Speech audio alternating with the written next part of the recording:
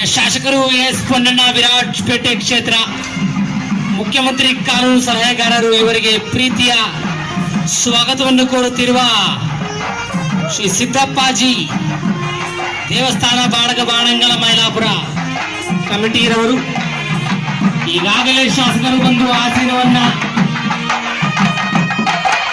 ಆಸೀನಕ್ಕೆ ready ಆಗ್ತಾ ಇದ್ದಾರೆ.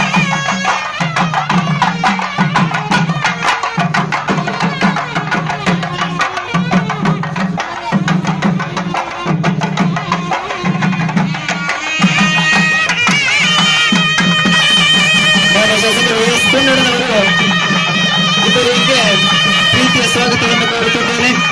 ದಯವಿಟ್ಟು ಎಲ್ಲರೂ ಚಪ್ಪಾಳೆಯೊಂದಿಗೆ ಸ್ವಾಗತಿಸಬೇಕಾಗಿ ತಮ್ಮಲ್ಲಿ ವಿನಂತಿಸಿಕೊಳ್ಳುತ್ತೇನೆ.